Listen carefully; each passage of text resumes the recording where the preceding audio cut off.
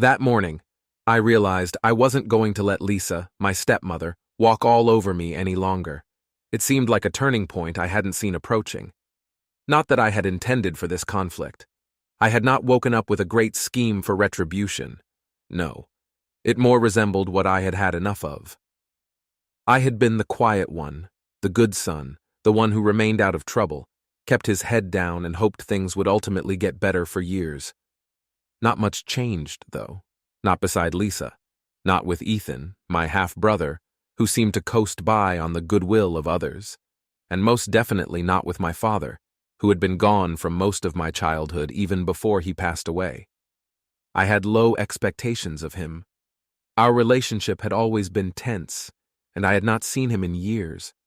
But when it came to his inheritance, particularly considering all that had transpired between us, I did demand fairness. After years of being treated like an afterthought, the inheritance seemed to be an opportunity to at last break free and get something of my own. I had that apartment in mind. For me, it was not because it was something elegant or costly, but rather because it was the one item I could call my own after years of feeling as though family responsibilities were dragging me about. Naturally, though, Lisa had different plans. She was not any ordinary stepmother. She was the kind who made you feel bad for being in her space and could control a room without speaking. Her golden kid was Ethan, her son. She would do everything for him, including walking on me to obtain what she wanted. In my own family, I had always been a second-class citizen, and I was tired of it. I knew I had to defend myself, but I didn't really understand how deep this would be until I got the letter from the estate attorney. When Sarah, my attorney, summoned me into her office, I had no idea what to expect. I assumed we would simply review the will once again and work out how to address Lisa's assertions. She had always made subdued threats, but I never thought she would actually try to occupy my place. That was mine. My dad had assured me of that. Yeah, I have everything. Receipts, bank statements, even a loan agreement, I said, my voice flat. But when Sarah started talking about documents, receipts, and bank statements, I could tell this was not going to be as simple as I had hoped. Michael asked, flipping through a stack of papers on her desk. Though I felt it wasn't sufficient, it was the truth. Sarah nodded satisfactorily at me. Good. That's going to help. But we need to dig a little deeper. She slanted forward. I want to make sure there are no surprises. The term surprises struck me powerfully. Lisa always had surprises. Nasty, manipulative little shocks that made me feel as though I was perpetually catching up. I had no want for another one. I couldn't afford another one. 1 week later, Sarah gave me another call. Michael, she replied, her voice taut with haste. I've found something intriguing in your father's estate records. What kind of interesting? I questioned, bracing myself, not sure I was ready for what she was about to say. Hidden assets, she added simply. Your father had investments, property, bank accounts, things that were never disclosed when the estate was divided. I saw the room spinning. Are you saying Lisa hid these assets from me? Yes, Sarah said. It looks like she either failed to report them or deliberately kept them off the record when she handled the estate. If those assets were part of the estate, they should have been split among the beneficiaries. Lisa took all for herself, I said incredulously. The ground felt to have changed underfoot. My stepmother, Lisa, had taken from me. She was the one who had always made me feel as though I belonged nowhere. She was seeking to grab my flat on top of her concealed assets from my father's estate. Too much indeed. Though a little relieved as well, I was outraged. Now the lie was out there. What do we do now? I asked, speaking softly. It posed no question at all. It was an expectation. We have two choices, Sarah replied. I wanted to know how she would pay for what she had done. I didn't have a second thought. We can file a claim to contest the estate settlement. That could take a long time, and it would mean a drawn-out court battle. Or, she said, her tone changing, we can use this discovery as leverage. Get Lisa to back off and settle without going to court. The following several weeks were a blur. Let's go after her, I shouted, feeling a tsunami of will sweep over me. If she wants to play dirty, then I'm not backing down. Sarah and her staff put out great effort to compile all the proof. Lisa was not aware of it yet, but we were closing in on her. I pushed ahead out of wrath. I considered all the years I had spent observing her control both my father and then me, Ethan. She never saw me as equal. Lisa's assertions about my flat persisted even after we submitted a claim to challenge the estate settlement. She had always considered me as a pawn in her game, but now the game was shifting. She insisted non-stop. She was clearly aiming to grab everything, not only my flat anymore. Her avarice was unbounded. Meanwhile, she had pulled in some other relatives. People I hadn't seen in years started texting me and asking why I couldn't simply let things go. One among them said, "Family should stick together." It was ridiculous, another note from my aunt. "Ethan needs your help. You're the one who has the apartment. You can't just leave him like this." I wasn't finding purchase in it. Less of all Lisa and Ethan, I owed anyone anything. They were the ones who had always taken, always expected me to provide without question. Then, at last, the day arrived when Sarah registered the claim. Now it was official. Lisa was our target. She was unaware, yet the walls were closing in on her. She looked really beautiful when she found out. Her eyes showed shock, as seen by me. She lacked the readiness for this, and for once, I didn't feel like the one always being blindsided. But even as I got ready for the legal fight, a part of me couldn't help but consider how I'd come to be in this state. How had it come to this point, where I had to battle for what ought to have been my entire life? Why had I enabled Lisa to absorb so much from me? That terrified youngster was no more. I had my own house, my own life, and now I could start to take charge. I was not only reacting to her, for once. I was taking leadership, and that felt fantastic. But little did I know this was just the start. The struggle was far from done. Lisa soon found out about what was happening. She thought she was untouchable, always able to control the circumstances in her favor, so I did not expect her to respond right away. The first call came from her, not long after Sarah filed the claim. Michael's voice was beautiful but chilly, like honey with a razor blade beneath the surface. The truth has a way of showing up. "We need to talk." I did not respond immediately. I ran not sure what to say. "She dropped the bomb, though, and I know what you're trying to accomplish," she replied, her voice low. "And I'm not going to let you wreck all we've worked for." "Worked for?" I said, not holding back. There was a pause on the other end. "You mean everything you took from me, right? Don't act like this is about family, Lisa. You've been playing this game for years." I wanted to back off, part of me. There were still times when I wondered whether the devastation was worth it. But then I thought back on all the years of bitterness, of feeling as though I was always behind Ethan, behind her. "Maybe the family needs to be split apart," I remarked at last, remembering how my dad's promises had been neglected and how I had been compelled to put her manipulations first. Her quiet on the other end of the phone said volumes about maybe it has to be revealed for what it truly is. She was obviously trying to decide what to do next, but I wouldn't be backtracking. She might have assumed I was a young child unable to stand up for himself. But I was not passive at all. I remember sitting there staring at the phone in my hand, wondering whether I had just made a mistake. She hung up on me, and I was done with her lies. Suppose she followed me more aggressively now. Imagine if this marked the start of a battle I would not be able to win. Then I considered all the factors motivating me to keep on. This concerned justice, not only the flat. It was about reclaiming what was mine. The strain was evident in the next days. Lisa did not personally get in touch, but her influence began to seep in from unanticipated sources, like it was some sort of shield to cover her transgressions. The family first story is complete. Behind Janet's remarks, I could almost hear Lisa's voice, but this time I was not going to fall for it.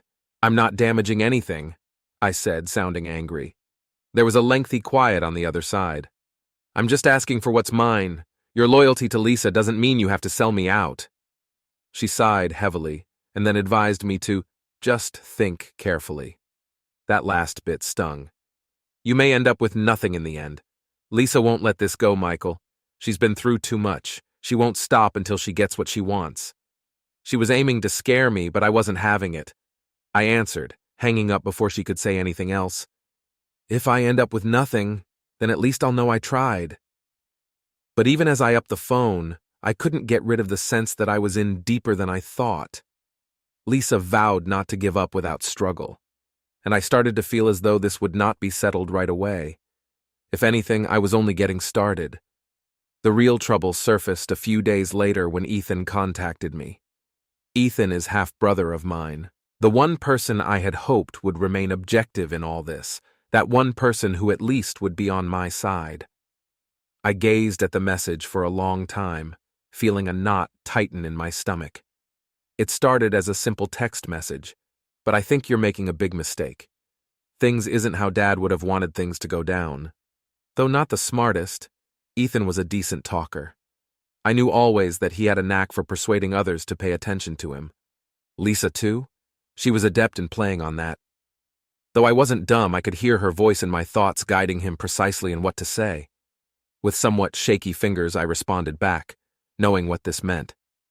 Look, Ethan, I'm not doing this because I want to hurt anyone, but this is my dad's estate and I deserve my share. If Mom's been hiding stuff, I have every right to fight for it. There was a lengthy silence before he continued. I just think you should let it go. We're family, Mike. You've always been the one to make things difficult. I tightened my jaw. Ethan knew nothing about challenging, first of all. He had never been the one dropped behind. He had never been the one underused, overlooked, or controlled. Ethan, this isn't about making things difficult, I replied back, trying to keep my cool. He didn't know how it felt to always be treated like the outsider in his own family. I didn't hear from him again for a few days. This is about doing the right thing. You should think about that before you start taking sides. I knew, though, that mistrust had been seeded. Lisa had labored to ensure Ethan was her ally. Particularly since he had tasted the inheritance, he was not going to back down easily. That was okay, though. Little did I know, this struggle was about to intensify in ways I could not possibly fathom. I was ready to bring this to the final end. I was not ready for anything much harsher than what I had assumed, which was merely a legal struggle over an apartment. But in that instant, all I could think about was one thing. I couldn't let Lisa win. And that was when I knew I was already too deep. These days, this went beyond simply finances. It concerned authority. And I was about to get a crash education in just how far people will go to preserve it. After then, everything started getting faster. When I got a letter from Lisa's attorney, I had hardly recovered from the phone conversations with Lisa and Ethan. Naturally, it was professionally written, but the message was clear. She was bringing this before court. First, I had no idea how to respond. This went beyond a threat. This amounted to a war declaration. Neither was I. I slapped the letter down on the kitchen counter, my hands trembling. She was not going to stop. With confrontation, I had never been good. Not knowing exactly how to play my hand made me miserable. And now, with a lawsuit weighing over my head, I was descending more into doubt. I couldn't let her scare me, though. She considered herself to have all the control, and perhaps for a little while she did. But I was not going to let her designate me the scapegoat this time. Just because I was attempting to recover what was legally mine, I wasn't going to be the one blamed for destroying the family. The true shock came the next day when I met with my lawyer. After some research, I at last located a firm that would not mind joining the fight. I had been looking for someone who would support me in this issue for the past few weeks. Let me tell you something, Michael. After I had briefed her on the matter, the lawyer Jennifer, a sharp, no-nonsense lady in her late 30s with short-cropped hair and a glare that could freeze you in your tracks, remarked, my account got frozen under their control. The money my father left for me, the ones I was using to pay for my attorney's fees, was suddenly unreachable. I knew Lisa had a hand in it, but I had no idea what was going on. When I called the bank, they would only refer to account irregularities. It wasn't until I called Jennifer that I received an explanation. Lisa had told her lawyer to question the validity of the will itself. The fact that they were contesting the will itself told me everything I needed to know. If they could say the will was not legitimate, they could contend I had no claim to the bequest. I understood the scope of Lisa's power when she was trying to completely wipe my claim, not only grab what was mine. It went beyond only the flat or money these days. This was a fully engaged struggle for dominance. She has the means, the supporters, and the contacts. I was also beginning to realize how far she would go to ensure she retained it all, but just now, I couldn't back down. Should I do it? It would be done. I started looking for anything I could use as leverage since she would win, and I would lose everything. Though I felt driven, I had no idea what I was looking for. Perhaps I would discover a minor detail in the will that would change the tide in my advantage. More than that, though, I wanted to know her true nature, that which lay beneath the mask. What I discovered simply made matters worse. Lisa had been engaged in a lot of dubious behavior throughout the years, I found. Though nothing specific, there were murmurs that would cause me to doubt all I had ever known about her. I came across old stories concerning her failed businesses, settled lawsuits under dubious conditions, and a few hints regarding her other marriages.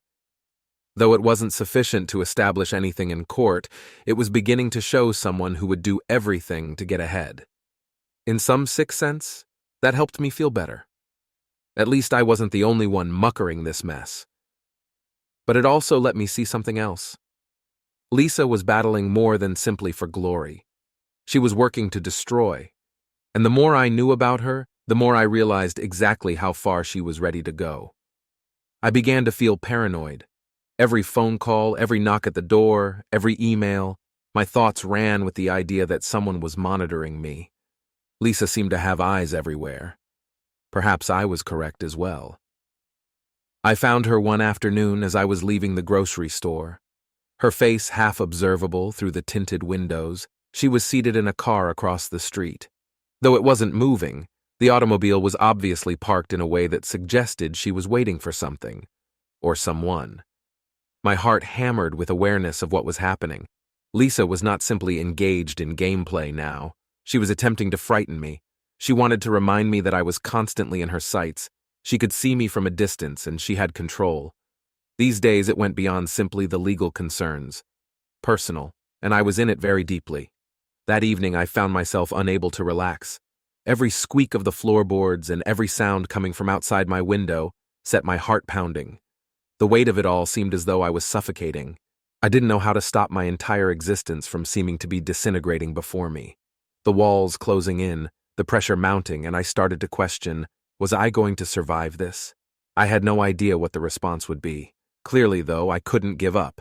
I refused to let Lisa triumph, not immediately, not following all she had done. Then, just as I felt things couldn't get worse, I got an anonymous note on my phone. "Michael, I know what you are doing. Stop right now before it is too late."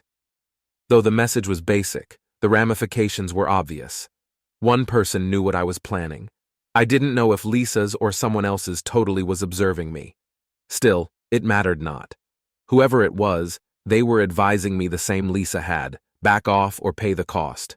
The truth was, I was not withdrawing. Not now, never. This marked only the beginning, and the real struggle was about to start.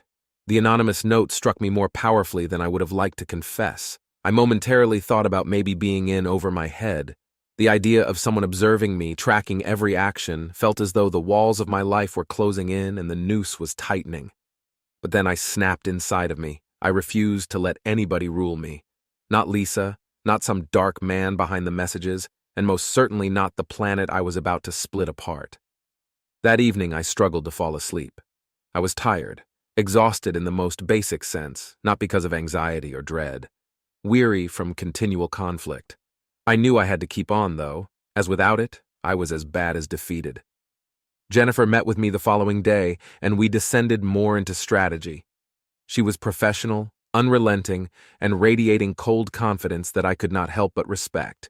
Still, I saw the flashes of worry in her eyes. This was not only a lawsuit these days. The game was one of power. She, touching a folder on the table, remarked, "We need to get ready for everything. Lisa will not give up readily. Her attorney will also not be present. One thing I am clear of, though, is they won't expect you to fight back this fiercely." I inhaled deeply and allowed her comments to sink in. Retort back off. I have to accomplish it precisely.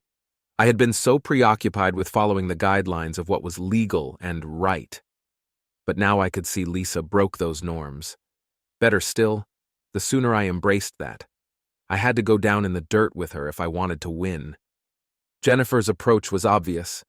We had to challenge her credibility, launch an offensive, and, above all, show any flaws in her posture. I went over papers for hours, searching for any hint that would turn things around for me. Jennifer began getting ready at the same time to call important witnesses who may support my assertions regarding the will and family history. Even still, my thoughts kept returning to the emotional part of the struggle, even as much as I attempted to concentrate on the legal aspect of things. After our previous meeting, Ethan vanished. Too afraid of Lisa, he was keeping out of sight and avoiding action. I could not hold him responsible. Though in this world it was every man for himself, he was my brother. But the lack of his backing stung. But I was not alone either. I could make use of people, little amounts of leverage. I contacted former family acquaintances who might know more about Lisa than she was aware of. Most were hesitant, naturally, but I understood how to run my cards. Gradually, I began to compile my case, not only from court records, but also from the stories, whispers, and undercurrents that had always accompanied Lisa about. As I probed more into her life, I came to see how much she had covered over. There were financial machinations, loans wiped off, people she had stiffed for debt, not merely dubious business practices and unhappy marriages. She had always been one step ahead, deleting proof and faking control. But I was going to take advantage of those weaknesses I had discovered in that illusion. The first revelation came from finding a financial document neatly overlooked during the certification procedure of the will. Given the timing and the related amounts, Lisa's sequence of transfers between my father's company accounts seemed illogical. These were bribes, not merely money meant to guarantee some people remained silent. That was the instant I sensed I had her. Though it was a rush as well, my veins ran cold. This was the smoking gun, the leverage I required to push back. But I received another note just as I was getting ready to show Lisa this fresh proof. This one is set apart from others. It was a straightforward text from an unidentified number, not the convoluted threats from before. You have no idea what you are up against. She seems dangerous. My pulse felt like it surged. I first assumed it might be Lisa herself, trying to invade my thoughts. But this was not the same message. It was an ultimatum, not only a warning. Someone was attempting to convince me to stop before things got more out of hand. They understood exactly what I was doing. Whoever wrote these messages knew more than they were disclosing. I had to pay attention to this. I waited in my car outside the legal office the next morning, staring at the message for what seemed like hours. Whose attempt at scaring me off was this, Lisa? Was it? Alternatively, was it someone else? Someone I had not given any thought to previously, but even more potent? I merely had more questions. I had no answers. Still, I decided at that same instant. I wasn't planning to stop. I would go forward. I would walk Lisa over the proof. I would show her for everything she was. That afternoon, I saw Jennifer. We worked through the specifics. We were all set to advance. We knew what we needed to do. But my phone buzzed once more as we were about to start things. Lisa's attorney sent her this note. Michael, you have no idea how far this goes. It is too late for you to pull out right now. Think about your alternatives very carefully. My head whirled as I fixed on the words. Lisa was trying to convey that I was in too deep and that there was no way out, not merely frightening me. But as she persisted, I came to see. There was no way out as I was going nowhere. I intended not to let her triumph. The game now reflected different times. Our fight now was not only for money. We were engaged in a survival struggle. And at that instant, I realized this fight would cost more than I had ever dreamed. Though it seemed like hours, I stared at the message on my phone for only a few seconds. As I went back over it, my fingers shook slightly, the weight of the words sinking farther. Take great thought on your alternatives. It was Lisa's attorney, but the tone suggested something more sinister, a menace rather than merely a warning. I had actual terror for the first time. Into what was I getting involved? I hadn't really thought through the implications since I had been so preoccupied with exposing Lisa and caught in the hunt for justice. These days, the stakes were bigger.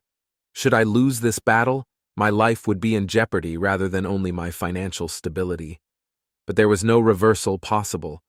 This was, if anything, the push I required.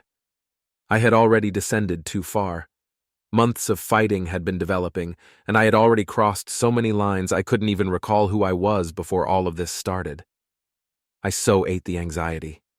I shut off my phone and grabbed it from the front here, dialing Jennifer. "Jennifer, it's time," I murmured, my voice cool but forceful even though my gut was turning over. Though we had anticipated this, now that it was at last here, I was not sure what to expect. Though Jennifer had always been the one guiding the ship, I was the one with the rudder right now. Though it felt too much, like a weapon I wasn't sure I could manage, I could feel the power moving in my hands. Jennifer's voice sliced across the line. "Are you quite ready for this? This is the proof we have assembled. There is no turning back if we continue forward." I inhaled to find myself steadied. "I'm not more ready in my life than right now. We got together personally that evening to wrap everything up." My palms were slick, and my heart was thumping in my chest. I became aware as we developed the strategy of just how far we would have to travel to acquire our desired outcome. We were attacking everything, not only Lisa's falsehoods and manipulation, her brand, her well-constructed character, her grip over the family and the money, sustaining her authority for so long. We seemed to be excavating the very core of the beast. Everything was in place by daybreak. Though I was ready to provide the court the proof, I felt a terrible sensation that it would not be as simple as just turning up paperwork. Lisa had been plotting far too long to have something like this bring her down. I could feel the weight of the whole case crushing down on me the instant the courtroom doors opened. The judge was seated already. The air was charged with expectancy. Jennifer sat next to me, cool under pressure, but her jaw was clearly tense. She seemed not anxious, but I could sense she was getting ready for something more significant. Anything far more perilous. And suddenly Lisa was right there. Her head held high, her flawlessly coiffed hair swinging with every step. She entered the courtroom like she controlled the space. Her demeanor was powerful. She exuded someone who had been in control for far too long. But this time, something changed. She stared at me, and for the first time I sensed a flutter of uncertainty behind her hard, mechanical eyes. Though virtually invisible, it was there. Like a fault in a mirror that had been flawlessly whole for years, I could see it. Her attorney, a sharp-dressed man with a menacing attitude, directed me in the direction as though he were challenging me to act. Still, I did not flinch. I was backing down less now. The procedures started, and Jennifer started showing the evidence we had meticulously gathered over the past few weeks not soon after. The records we had found one by one surfaced, and each one strengthened our case. The money movements, the doubtful choices, the will that has been changed. Lisa tries to run the family company and line her own pockets at the expense of everyone else. Unquestionably and powerfully, it was all there. The evidence of the family members who had been reluctant to come up for years, however, truly changed the tide. At last, they did. They discussed the strain and the intimidation strategies Lisa had employed over the years. Using shame and fear to keep everyone in line, they discussed her constant iron-fisted control of everything. The witnesses, one by one, exposed the network of falsehoods Lisa had created. The courtroom was hushed as every disclosure sank deeper into her meticulously created kingdom. Then, when the trial peaked, I spoke, something I hadn't intended to do. I was not going to let anyone narrate my story for me going forward. I should get up at this point. I thus stood facing the court as the judge called for the last round of remarks. Though my heart hammered in my chest, I knew this would be the turning point defining everything. I am not interested in the money. I am not interested in the power, I said, my voice resonating in the stillness of the courtroom. What I want is the truth. My father, my family, we are due the truth. We are deserving of justice. From across the room, Lisa's eyes seemed to be blazing into me. But I didn't flinch. I came ready for this. I was no more the man terrified of her. Right then, I was someone else. Stronger, clearer, uncompromising. As I presented it all, the courtroom seemed to be holding its breath. How Lisa had tried every trick in the book to fool everyone around her, and how I had come upon her falsehoods. Do you know what the real tragedy is? I went on, my voice constant now. It goes beyond mere financial considerations. It relates to the life she destroyed in order to obtain it. It's about the people she harmed, those who were too terrified to speak out for concern of what she would do. I am fighting for just this. There was a protracted, uncomfortable quiet. Lisa stayed stone-faced while her attorney shifted uneasily in his seat. But right now I could see the fracture in her mask. She felt terrified. The judge spoke next, her voice cool yet forceful. We shall get back together tomorrow to deliberate. However, it is abundantly evident from the facts that important doubts exist concerning the legitimacy of the will and the defendant's actions. And with that, the gavel dropped. The struggle was still underway, but I harbored a flickering optimism for the first time in months. The truth had been exposed, and Lisa was powerless over the story. The pieces were in place. I knew I had at last triumphed regardless of what lay ahead. That day I left the courtroom carrying the weight of the world still on my shoulders, but for the first time I felt as though I could breathe. Lisa would naturally try to fight back. She would discover fresh means of control and manipulation. Still, the battle lines had been established, and going back was not possible today. The truth was about to come. Lisa wouldn't be able to undo it either.